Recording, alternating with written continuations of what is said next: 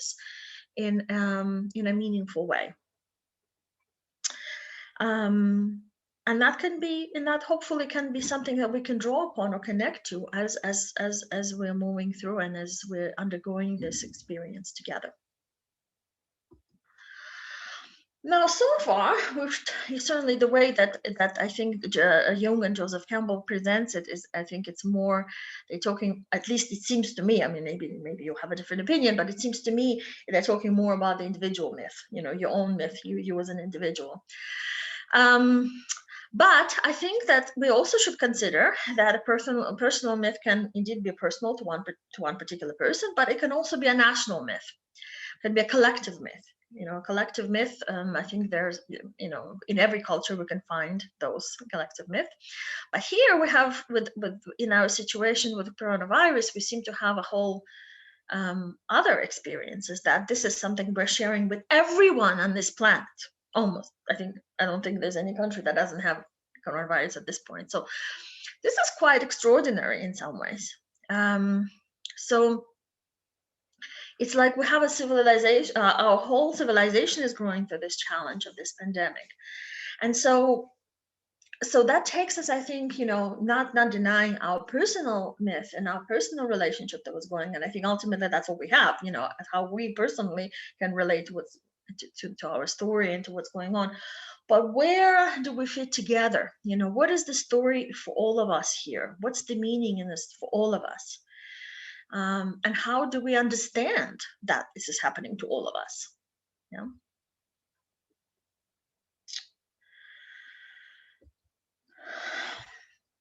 So the search for meaning, I think, as I already mentioned a little bit earlier, I think takes us naturally to the conversation about a grieving process. Seeing that everybody here works clinically, I'm going to assume that we know, you probably have heard of Elizabeth Kubler-Ross and the ideas that she put forth as 5 stages of grief. They're not, I will make a disclaimer, they're not, I'm not suggesting they're meant to be taken absolutely literally. I'm not saying, and I don't think she ever suggested that they need to be taken literally or sequentially exactly in the steps that she had described. But I think the idea behind those 5 stages that are denial, anger, bargaining, depression, and acceptance is that these are, generally speaking, broadly describe the kind of processes that a person goes through as they grieve. It's not linear. People go back to these feelings all the time, but that generally speaking, it's important for grief to have a kind of a sense of resolution. Resolution doesn't mean you forget or doesn't mean that things don't matter anymore, but a sense of being able to live one's life, not completely organized by the loss, that there needs to be some kind of, movement through these stages. But her 5 stages end in acceptance, a relative acceptance of life that's now different with the loss. However, there's been more, as I'm sure you're not surprised that more work has been done in this field. And so one of the interesting people and kind of prominent writers that work with grieving now is a colleague of Elizabeth Kubler-Ross. His name is David Kessler. And he puts forth an interesting, and I think this is something that he has been working on with her before she had passed away, is this idea that a search for meaning is actually, the search for meaning is part of grieving process, and it is not the final stage in the sense. I don't mean it to mean like that it's final, it's done, forget about it, you're all set, you can put something on your wall and you're done. It's not like that, but that the search for meaning is essential for grieving.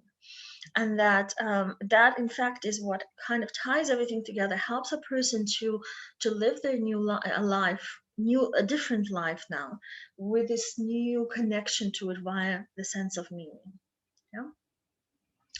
So he puts forth some ideas around that, in that meaning matters and that meaning heals. And and interestingly, he suggests that post-traumatic growth happens more than post-traumatic stress when there is a sense of when the person is able to connect with that sense of meaning with loss. And that every loss has meaning. And it's just sometimes the loss can be so overwhelming and so painful and so disorienting that it can be very difficult to find it, and it can take time. But that search is valuable and important. He also suggests that meaning is relative and personal. So so that means that each one of us will, and I think this very much applies to the situation that we're in, that despite the fact that we're having a very shared experience, each of our experiences can be very different in terms of how we live it and how we experience it and what we will take from it. Finding meaning takes time, and that I think is we have to be willing to give ourselves time. To respect our own rhythm, to respect our own process, to respect that each one of us will has their own unique experience, has their own unique position, has their own unique feelings, and each one of us will take time to make sense of what's going on and to take something from it. The other thing, what I find really interesting that he suggests is that meaning doesn't require an understanding, which I think for so many people is so counterintuitive. You have to understand to be able to find meaning. We're so cognitively oriented sometimes, but that meaning sometimes can be very emotional, and it could be existential, and it doesn't necessarily have to be because sometimes you might not understand why something happened. You might not be able to understand what happened in terms of kind of on a more cognitive level, but that doesn't mean that meaning cannot take place, or search for meaning cannot take place. Another thing that he suggests is that when you do find meaning, it doesn't necessarily mean that it was worth the cost of your loss, and that's a difficult one, because sometimes we think when we find meaning, it's almost like makes everything better. But it doesn't necessarily mean that you can, when we do find meaning in something, in the pain that we experience, it doesn't necessarily mean that we will feel at the end that it was, it somehow makes it equals out what has happened. And that's important to know. It's important to know that whatever changes that we're undergoing, whatever thing, however life may look different afterwards, even if we do find meaning, it doesn't mean necessarily that we will feel like it was all worth it somehow.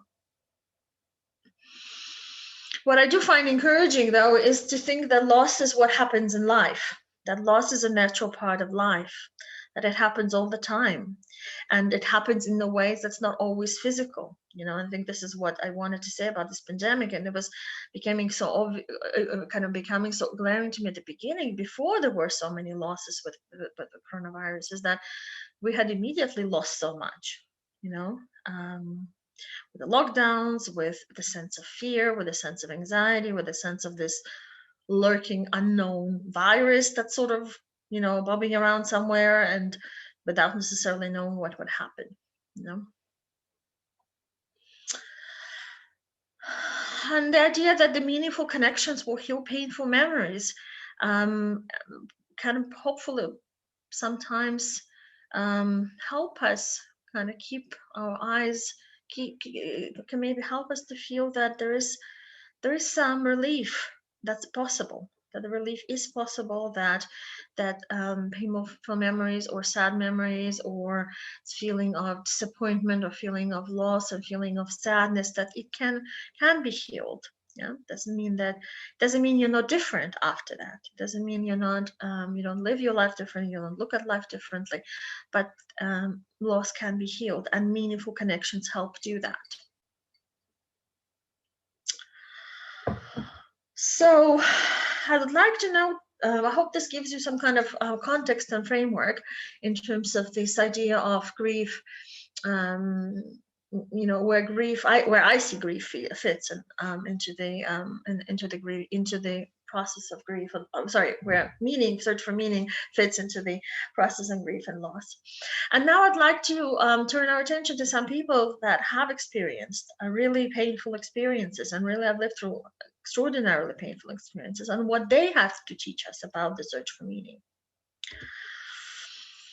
One of them is Viktor Frankl. I'm sure you won't be shocked that I have turned to him in this conversation. I'm guessing most of you have heard of who he is in his work.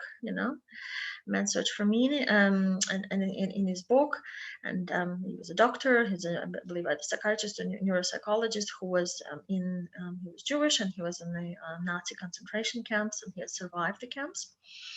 And then he had founded a school of psychotherapy called logotherapy, which is part of existential psychotherapy. And he's written quite a lot around the search for meaning. And I'm guessing that after the rest of his life, well, not guessing, but from what I understand, the rest of his life he's spent on thinking about and working with people who have experienced enormous losses and lived through horrendous experience. I strongly recommend reading some of his books if you haven't. I'm sure probably most of you have, but it's very worth your time. And so the famous quote that one of the famous things that he says that a lot of people probably have heard at one point of your therapy training, but I feel it's very, very relevant for us. And I'm not in any way equating what we're going through with concentration camps. Please hear me. That's not what I'm saying. I'm just trying to draw from his wisdom on this. And so what he says, as you can see on the screen, that everything can be taken from a man, but one thing, the lust of human freedoms, to choose one's attitude in any given set of circumstances, and to choose one's own way. I have to say, I've historically found this kind of this position when he described, that he kind of came to as he lived, as he was imprisoned in the camps, almost impossible to understand. I couldn't understand when I was much younger how you could choose your attitude in a concentration camp. I mean, there was I think part of just my brain would collapse at that point, and the more I read about it, the more I can begin, you begin to understand that those choices were mental choices, and sometimes they were very, very small choices, but nevertheless, in those horrendous circumstances, that made a difference in terms of how a person experienced themselves in these horrendous circumstances. Again, not equating to what we are going through, in any way to what he has been through, but I think what he has to offer us in terms of thinking about the search of meaning, I found was valuable, and I hope to share this with you. So he suggests that man can preserve spiritual freedom and independence of mind under the worst circumstances of pain and suffering. And certainly, if there's anybody who can say that, it's him. So it's important, I think, to remember that when we're gripped with anxiety, when we're feeling anxious, when we're feeling uncertain, that there are positions that we can take that can help us feel in less pain.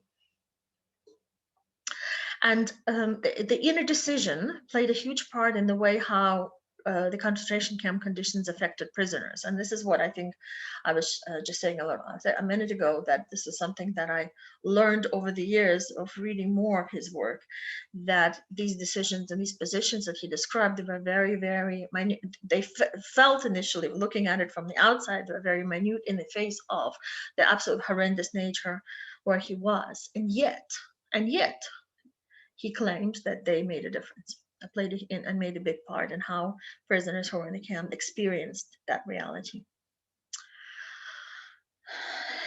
He feels that spiritual freedom makes life meaningful and purposeful.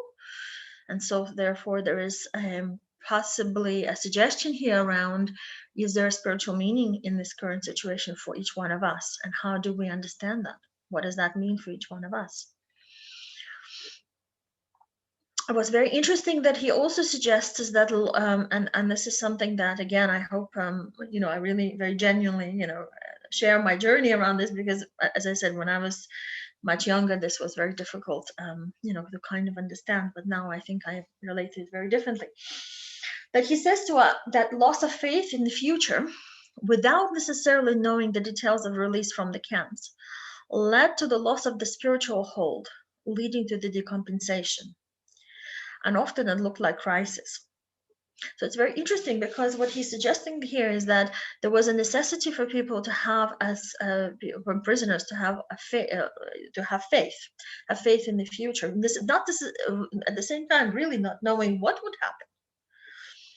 And, I think, those circumstances, I found that extraordinary, that there could be a possibility of faith of future in those circumstances. And obviously we're not in these circumstances. So there's something here about, for me also, that having that faith and having that kind of belief, despite, but at the same time, not knowing what concrete reality might look like, what would happen, when it would happen, how it would happen, and how key it was and how important that was. And so I think also this is, it feels to me this is very relevant for us in our current situation, to be able to have that faith and, to be able to consider at least, to play with this idea of having that faith in the future without necessarily knowing what that future will look like. Though obviously as time goes by, we may have more of those ideas. So he talked about also in his work, he talks about the fundamental change in the attitude towards life. Is in that he says it didn't really matter what we expected from life, but rather what life expected of us. Again, in those circumstances, I found that very, very difficult to kind of get my head around it. But it's very interesting. I was thinking it's something that became very relevant for me, felt very relevant for me this year, and that what rather than what I expected from life wasn't happening. It was not living up to my plans for this year. I can assure you of this. But what if I turn that question around? Like, what is it life kind of expected from me? What is it that I had to give to this new situation? What is it that how I could relate to it in a completely different way, when I began to look at things like that it really, all kinds of opportunities, all kinds of possibilities, kind of ideas began to flood to me, and they still do. But what I think what really changed also is that all of a sudden you begin to feel that life is more meaningful again. Life feels more like you're in relationship to it, rather than you being a kind of a recipient of whatever it is that's happening to you.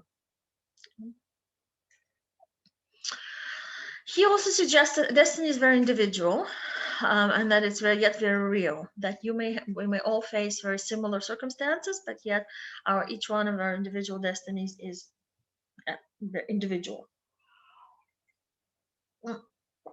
And that may mean that sometimes it may require us to take action. Sometimes it may require us to pull back, or sometimes we have no choice but to just bear the situation and kind of live through some of these painful experiences and not being able to change, to feel that there's anything that can be done in certain situations. And I think we know this already, probably as therapists from our work with clients, because there are sometimes situations, sometimes due to the choices that some of our clients make, or due to the circumstances of life that are thrust upon them, they have no control over it.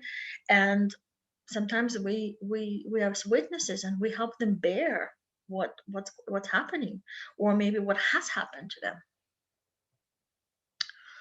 I hope that's resonating with you, because that's something that I've been thinking a lot about, how often we as therapists, our role as a witness, as somebody, as a really a midwife, or somebody who holds that space sometimes to help clients bear most unimaginable pain.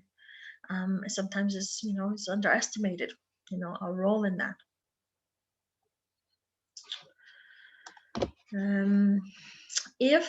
So he also suggested if the person is suffering, his unique opportunity, I think this is quite clear, probably for what I've already said already, that is the way that in which he bears or deals with the current situation, the way that he bears his burden. What's interesting that despite all of that, in spite or because of all of that, however you wanna see it, it's interesting that at the end he really talks about that a person responsible to actualize the potential meaning of his life, the true meaning of life from his point of view is discovered in the world and not only in himself.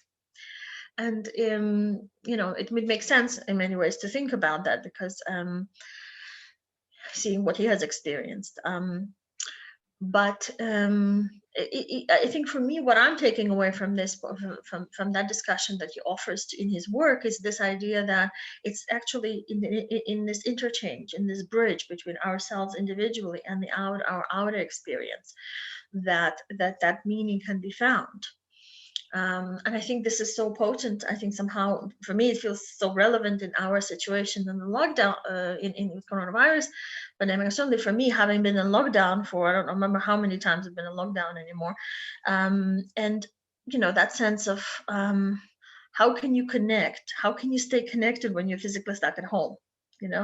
I mean, yes, okay, you have Zoom, and I'm not talking about technical connections to the world, but how can you how can you psychologically and emotionally stay connected when you feel so isolated in some way, and I feel so much inside of yourself? Because there's some benefits, and we'll speak about that in a second, of having to face yourself and having to look within yourself and having an experience of, well, now it's you, yourself, and I, me, myself, and I, and really you do have to now, do some of that inner work, but that's not the only thing. And I think this is the important piece, that I think what he's saying here is so valuable.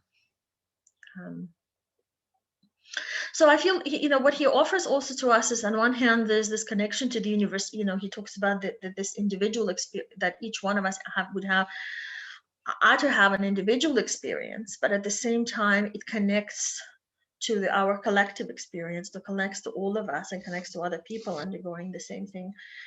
And that how our attitude and how our connection, our meaningful connection to what we might be experiencing, is really key from his point of view to how we will make sense of our painful life experience. I want to share with you another person's story that I think that I found very, very helpful when I was living through this year. We still are living through the year number 2, but I felt there's something that he had experienced also that can be very helpful for us to consider. I don't know if you know who he is. I don't know if his picture. Yeah, no, I'm not expecting that you would, but he's an interesting person, and it has an interesting story. He is who is called a refusenik. So it comes from a verb refuse, I'm sure you hear in English. So he was a Soviet Jew who, in the 70s, there was a movement of Soviet Jews that wanted to leave. They wanted to leave the Soviet Union, wanted to immigrate. And of course, as you probably know, the Soviet Union and the communist regime that it was, you were not allowed to move. You could not move. You could not leave the country. And so there was this movement of Soviet Jews wanting to immigrate to Israel on the grounds that they were Jews, that they wanted to live in Israel. And they were refused. Therefore, they became refuseniks, and many of them were imprisoned. Not all of them were imprisoned, but many of them were imprisoned. But all of them suffered various consequences for that. So this was a crime. You became an enemy of the state if you wanted to do something like this. So he was quite an activist, and he became the face for that movement, which eventually Gorbachev had after the trip to the White House and so on, he had eventually began that movement in the early 90s, right before the end of the Soviet Union, began to become more available for people to leave. Anyway, in his story, after 9 years in Soviet camps, he is exchanged for, I think, a couple of spies and so on. He's written a book that's called, and he does immigrate to Israel eventually after 9 years. So he's written a book called Fear No Evil, in which he describes his experience in the camps. But what's very interesting in his work is that he describes how he psychologically survived. He was a kind of famous enough figure for them not to kill him. But he talked a lot about what he had to do psychologically to remain sane and remain, because he always had this eyes in the kind of the final goal that he will be released, that he wants to be released. And so if he were to be released, he wants to re-engage with life, not in the way of a broken man and experienced 9 years of camps, but as as sane of a human being as possible. So, and he's actually been interviewed on Israeli TV because of, there was somebody who's experienced in isolation. There's somebody who has been, obviously, again, I'm not in any way, please God, equating his years in camps to, sitting at home. But he had some very interesting things to say. And if anybody's interested, I highly recommend his book. It's called Fear No Evil in English. So there were a couple of things that he talked about. Again, some of it will resonate with Viktor Frankl's work. And he very frequently talks about choosing one's attitude. And one of the things he keeps repeating himself is that nobody, especially when he's being force-fed by the prison guards and being interrogated and humiliated, is that nobody can humiliate myself.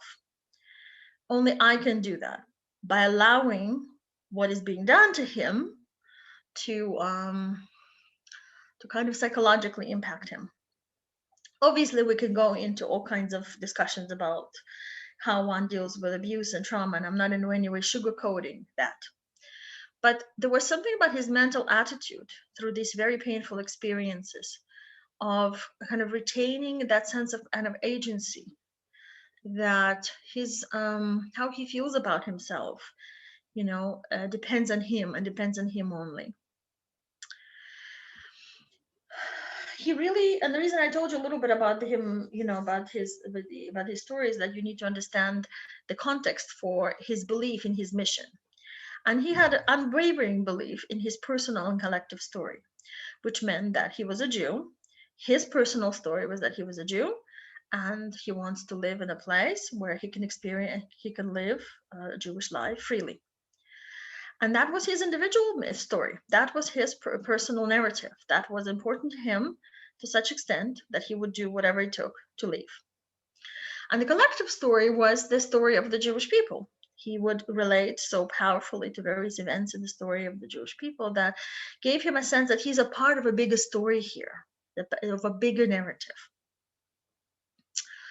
And you can see through his journey, and that this becomes really a cornerstone for his survival.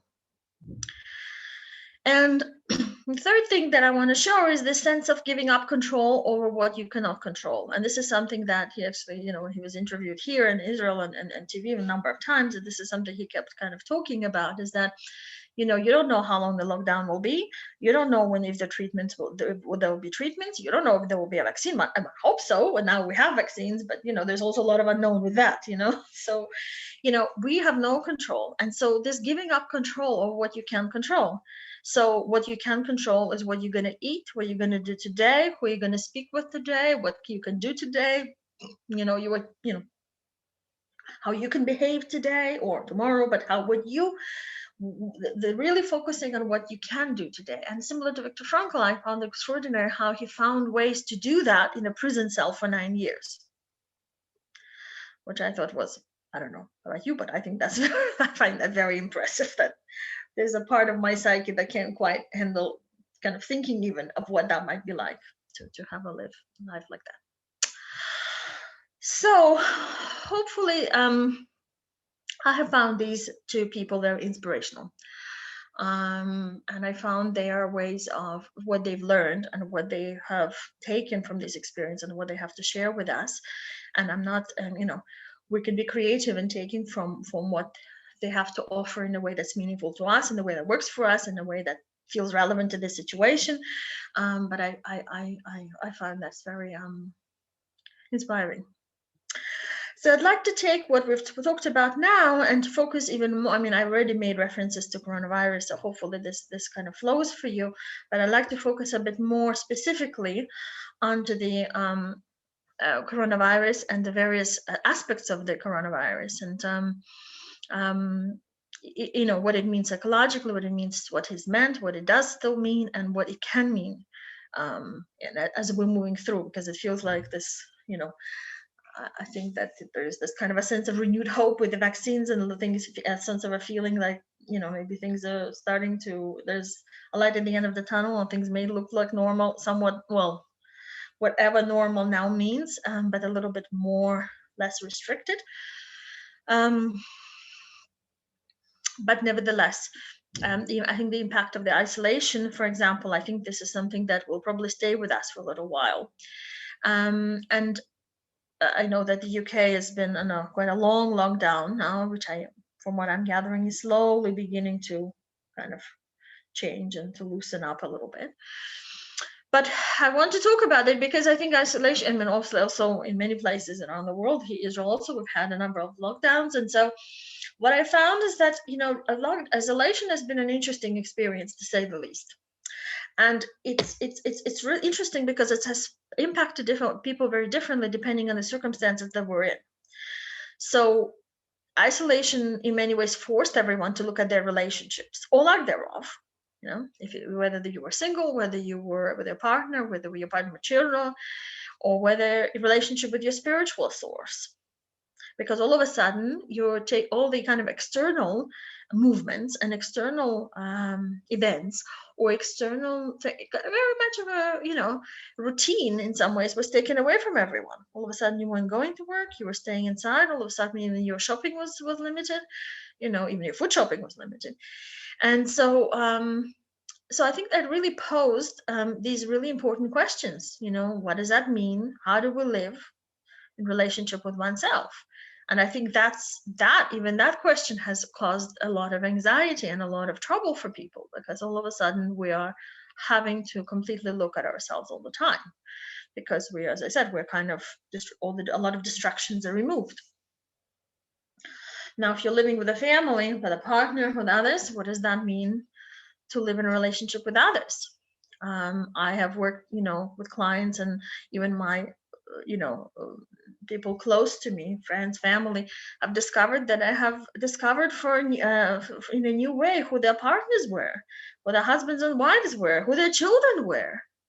In many ways, it gave people a space and time to really connect to people who you were living with in a way that felt very genuine and very real.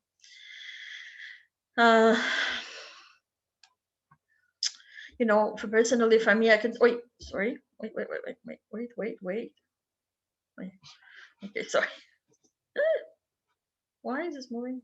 Okay, sorry. That's very strange. I didn't do that before. Yes, it does doing that now. Okay. So, for me, certainly, not being able, I live my life with an understanding that I can just hop on a plane and go somewhere, and go see my family. That's gone. That's not been possible. And so even that little scenario has forced me personally to really have a very good look and very good, to have a very different relationship, a different kind of relationship to those aspects of my life. A lot of people had found the giving in relationships can be very nurturing, but I think it's really important that it's not a distraction, that it's that it really comes from a need to connect rather than distract yourself from whatever it is that's happening inside yourself. So I think what I want to say is that it's the isolation is it can be also a very important experience, but it can be also very confrontational and very confrontative in terms of what's happening inside of us, and forces us really to look at what's happening inside of us.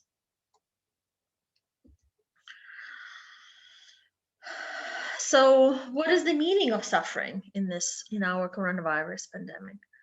What is the meaning? How can we find this meaning? What's the meaning in this loss? And where is our story in relation to the pandemic? What's our mission in relation to this situation? How do we, in other words, what does the pandemic, or the situation that the pandemic forces force us into, what is it asking from us? What's the isolation asking from us? How can we apply this? How can we look at our life through the lens of these questions?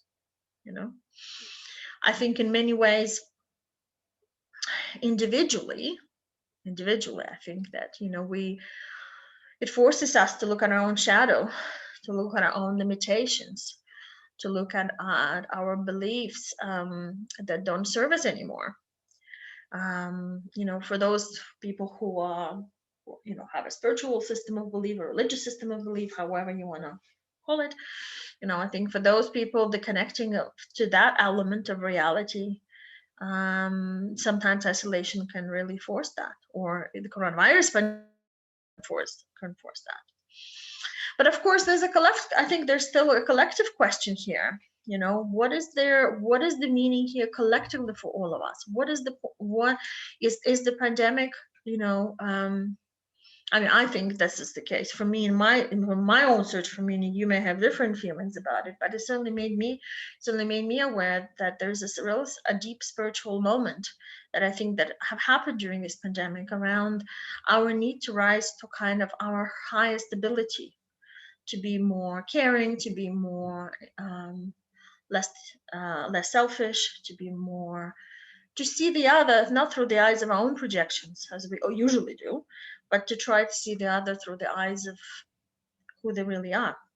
Which, as therapists, we always strive for that. I think we all try to do that. I think in many ways I feel like I'm talking to a different group of people when we're discussing this. But we're also human beings. We're also human beings that need to deal with, move through the day and deal with tasks and deal with life. And but I really felt like this was a really collective issue,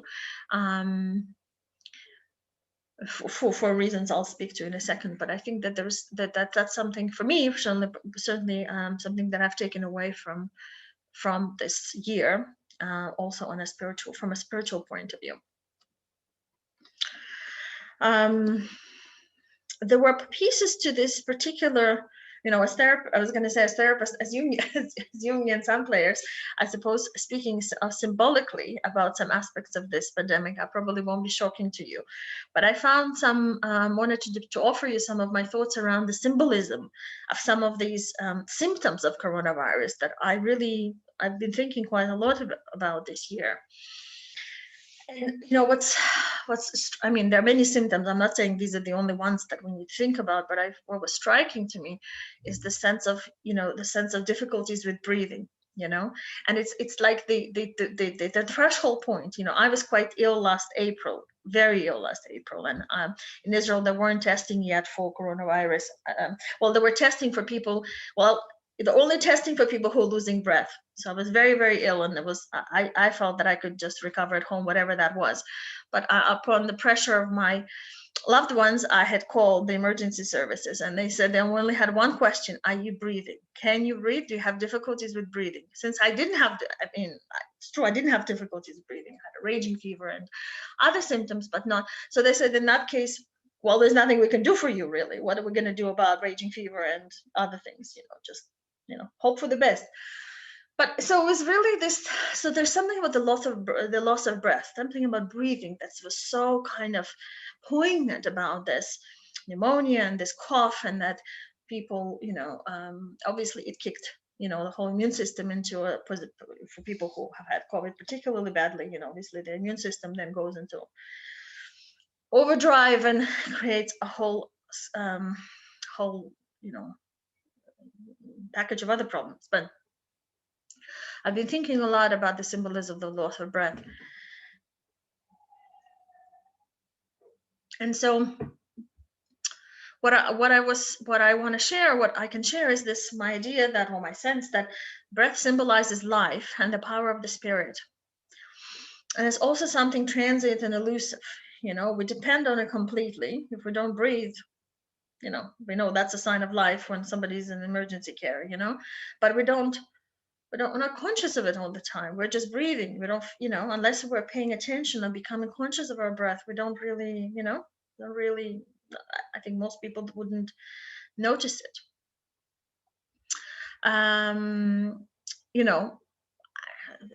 It seems to me, just looking at sort of biblical references, it is God's power through his spirit that breathes life into his creations and makes things come alive. So I think that's the kind of comments from the Bible that I think is probably so mainstream nowadays. It doesn't even require kind of reference points.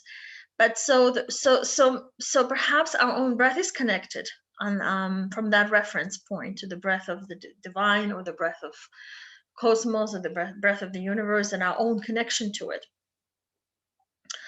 So if we're talking about we're talking about the difficulties in breathing in coronavirus, what is this symbolic connection is about? Is this about our lack or disconnection within us? Or is this a way, could this be speaking to this way of, or could this speak into a question of how we connect our lives in a meaningful way that's beyond just our kind of individual goals and aspirations, or beyond what we want to achieve on a, on an ego level, which is important. I'm not in many ways minimizing that is also important, but is that enough?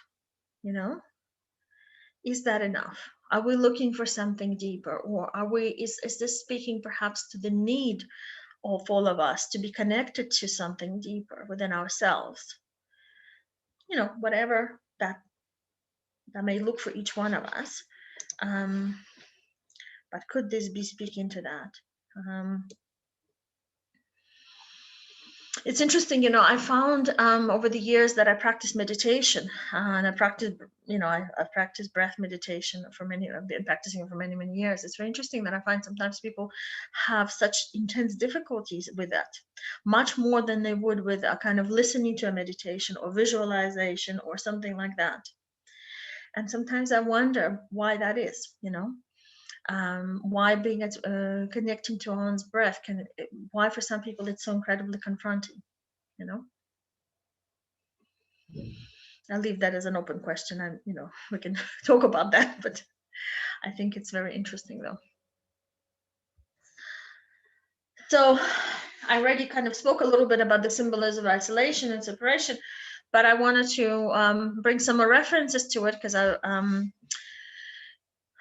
perhaps it will give us a different kind of framework to thinking about it. And again, it seems to me that isolation in many different references, different places and kind of history and sources talk about that can be a place of revelation. And the most obvious example, as we know, is the Moses, that's is a shepherd to the flocks, and he sees the burning bush in the Bible, and it's God, and so on. So everybody, I'm sure, knows the story. It's very interesting to me. I was teaching in China, and I've learned that I shouldn't make references to the Bible, and I assume everybody knows it because that's not the cultural reference necessarily there. But I'm guessing this probably makes sense. I hope. So isolation and that separation from the collective in some way can be a sense of that, a revelation, which already spoken about, can be quite challenging sometimes. But at the same time, I want to say and elaborate a little bit on this, on the idea that isolation can also be seen as a possibility of real deepening and that inner search for ourselves. And again, as I think as Jungian sound players, that's probably something we hopefully feel somewhat familiar with, or connected to the idea at least. But I don't think we've ever done it before in isolation, at least most of us.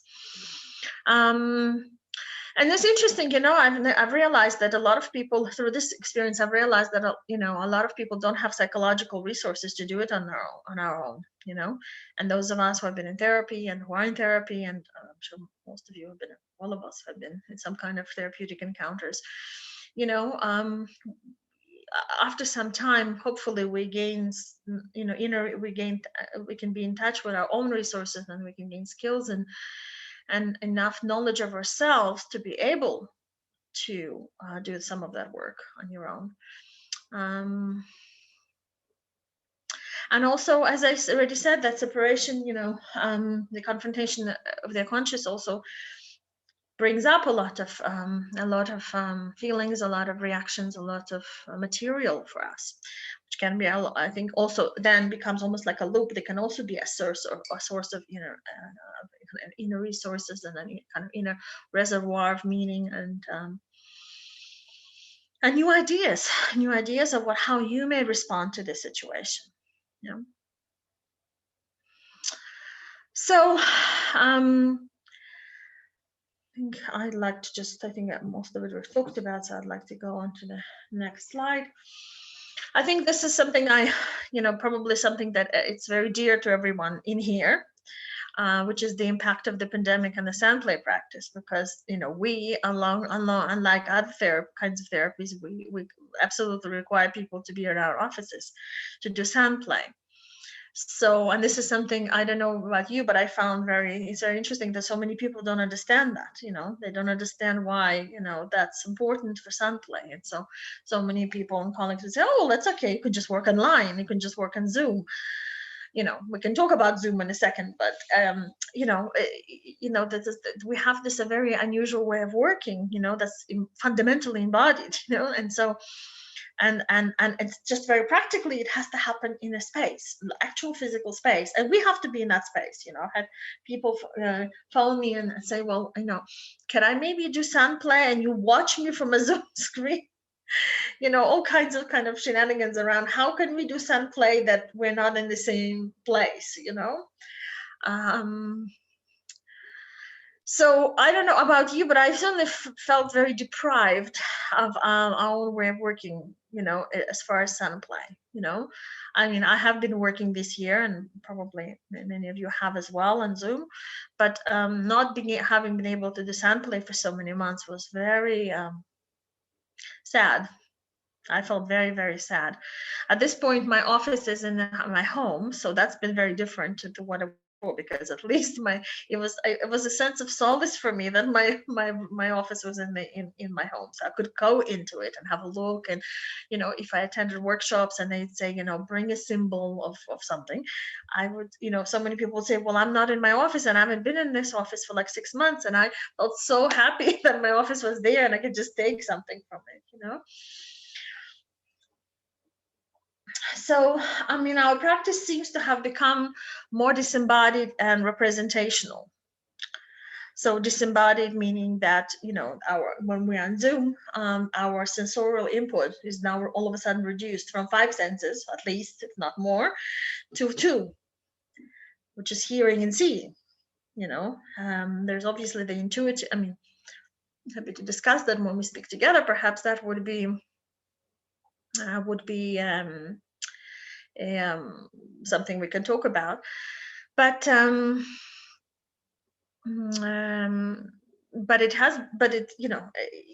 it's a representational, just by the fact that there's a image of me and there's an image of you, but nobody's there literally in the same space. We're not sharing the same space.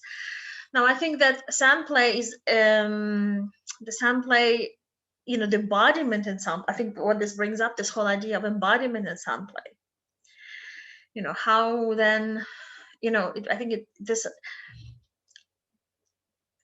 that aspect of it, if it's not there, I think it leaves an open question. And for so many of us, then if that aspect is missing, how do we heal?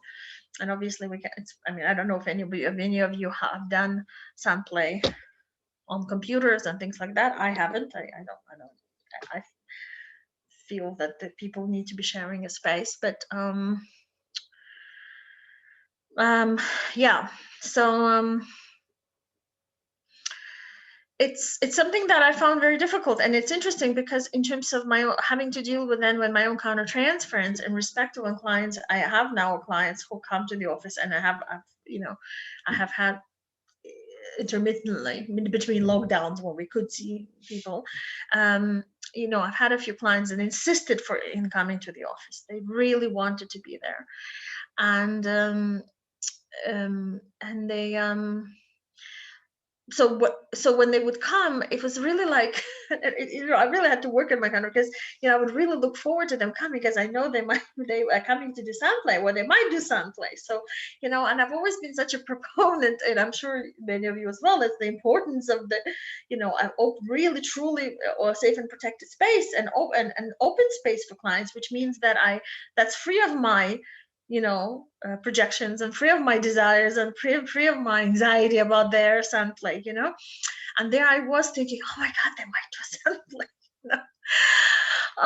It's been really difficult, it's been really difficult, but it really made me also consider the impact of sound play on my own practice in terms of my own inner work. To what extent, we all know we're all wounded healers. I'm sure this is something that it's a concept that Jung talked about. Their own, in many ways, our own healing process is part of the therapy, and part of that chemical process that is not that we're healing through the client's therapy, hopefully not, but that our own healing work, and when we know of ourselves and when we know of this journey, is part of the transference, and part of the connection to the client, and part of the healing. So it's interesting. I was thinking, I think that for so many of us, though, I think that there's something very healing about sound play for us, whether we're aware of it consciously or not. I think it's there, whether it's that maybe not. I'm not necessarily saying we're actively healing while we're at it, but it's very it's important, I think, for us. And I feel like, it's not everybody who's connected to sound play who's interested in sound play, and I think it speaks to why part of our being, part of ourselves, that is so involved, that is so connected to the sand, to that imagery, to that work, to our bodies. And so all of that is absent, So I suppose also the question is, I don't know how many, when we can speak about that afterwards, but for people, I mean, for me, as I said, I've had clients sporadically between these lockdowns, so that I have seen them throughout the year a little bit in the office. But I also know that if you haven't been working with clients for all this time, what it would be like to come back to the office and to work with sound play again, what it would be like to again be in that space, and to engage with the sound, and to engage um, with the work. I have found myself, as I said, now my office is in my home, so this is very convenient. But I've sometimes found myself just going in and playing in the sand myself, and feeling like I really want to do it, and just looking at my figures and working in the sand and playing with the sand, and that's been really grounding for me, and also feeling like it's really meaningful. Even though I was there by myself, and obviously this is in therapy, but it felt good, it felt good, it felt important. And I think it also brought up the importance of embodiment from me, for sure. Because you could, obviously verbal therapy and Zoom isn't the same as verbal therapy in the office, for sure, but sound plays, from my point of view, is impossible without two people being there. And it just really took me to that deep, for me, it really took me to more work in my body, more work in my own embodiment, being present in my body, and how I relate to what comes up when I'm present in my body, what I do with that material, and how I attend to myself and to what comes up. Very confronted. It was very confronting. But it felt really important. I found work of Marianne Woodman to be at this time very helpful as a therapist, returning back to what she writes about the body and the work on the body and the work of the feminine, but and to continue to work on those issues on myself. So that's been something that I'm taking away from the work, from the fact that we have been we haven't been able to work in the in our offices before, this year, kind of in a consistent way. So I was as we're coming roughly towards the end, I was wondering, I wanted to share with you some of my thoughts, how we can support ourselves in the journey, on the search for meaning of this pandemic. And it's, as I said, it feels like there's some kind of light somewhere. I think I've heard somebody say that there's some light at the end of the tunnel, but the problem is the tunnel seems to be pretty long. We'll see, I guess, about the length of the tunnel. I don't know. But I wanted to share some of my thoughts I thought might be helpful. And one of them is listening to one's own voice through different means, to really understand what maybe to say, to understand your own, I wrote your own purpose and mission, but maybe that sounds very grand, I don't know. But to understand really what you're meant to accomplish, what you're meant to do, what is your role in this, at this time where I felt like all my plans were off, all my ideas were tempered with, all of a sudden, what the plans I had, well, they weren't happening. But how do I do that in a way that's not reactive? And I think this is what I'm trying to say here. How do I do it in a way that feels authentic to me, that I'm not doing in reaction to someone else or to something else or to another decision of the government or that government or this government or I don't know what else, And I think there was, there's been a lot that has come up for people in response to other people's behaviors or decisions, or other governments' behaviors and decisions this year. And it's very easy to define one's position in response to that. But my sense is that in the long run, it doesn't really give us a sense of meaning and a sense of agency. So finding ways to listen to, and of course that brings up a question, well, how do you listen to your own voice? That's also, then how do we find that sense? And of course it's never so black and white, but I think that there are some practices that I can suggest that I certainly worked that I've practiced for many years, that have been very helpful to me. And stemming from this idea is then being able to take action from a point of your own values and from a point of what's important to you. I think throughout this year, this really varied from, protesting to not protesting to, reacting to this or reacting to that decision. But, which is what I already said. But how do you do that in a way that feels authentic? How do you do that in a way that feels grounded? And this can, something that I think this is probably one of the reasons why I was playing in this end, is it gives me a sense of grounding and a sense of being more present in the body, in myself. Letting go of what we can control, and this is, I'm sure you hear that reference to Viktor Frankl and Natan Sharansky. And throughout this year, for me, this has been, you can't control whether other people wear a mask. I can control what will happen when I get to the supermarket. I don't know how, and I can't control that. As much as I may feel upset or not upset about it, there are many things that we can control. Availability of treatments we can control. Availability of hospital beds we can control. There's so many things we can control. We can control if we'll be, we can do some things to maximize our chances of not being ill, but can we ultimately control? I don't think so. So to try to let go of that and to focus on what we can do, maybe that's some professional activity, whether that's spending time, whether connecting deeply more to your families, to spending more time with your family, perhaps just be open to the possibilities that even though there are so many things that we cannot control, there may be other things that become available to us that we don't know yet. Yeah.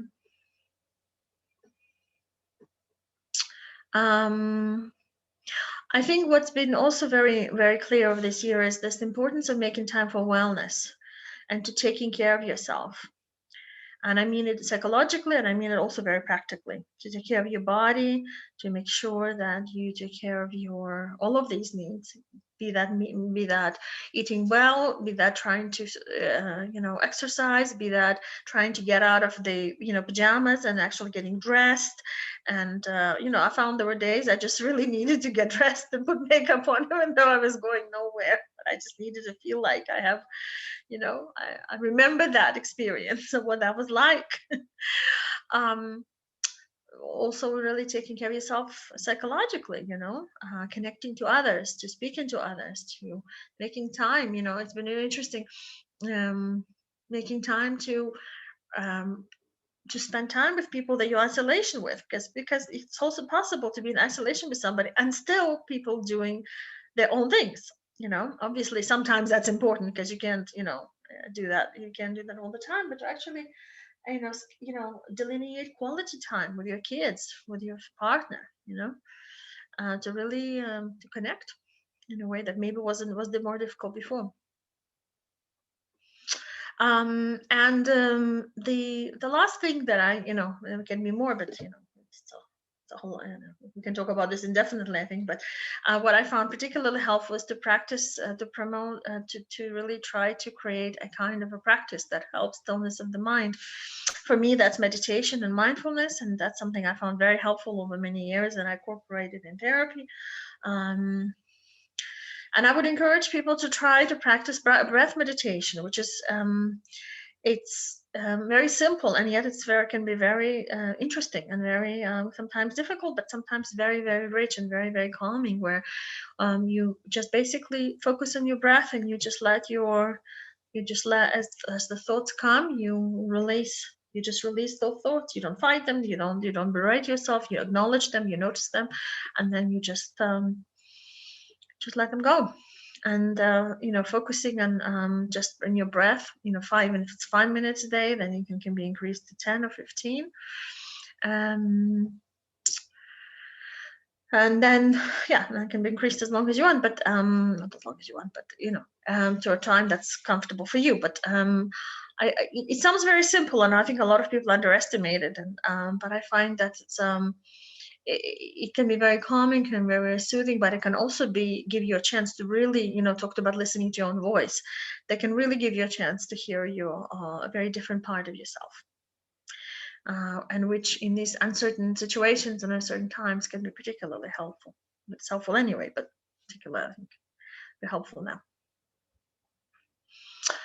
So that's roughly what I have for today. These are my contact details, but you have them anywhere on the website, I'm sure. So if you're very happy to speak to anyone about this in private, if you'd like to, or obviously I'll stop screen share in a minute or so, and then we can talk.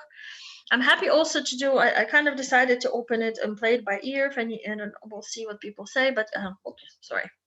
We can also practice, we can also take 5 minutes for meditation now, but I don't know whether people would like that, or we can just talk, really.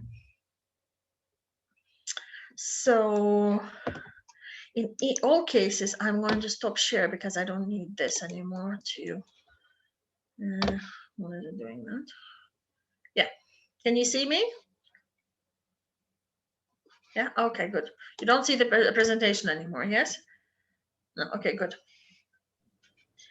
Thank you very much, Valeria. I've allowed people can unmute themselves now if they want to, and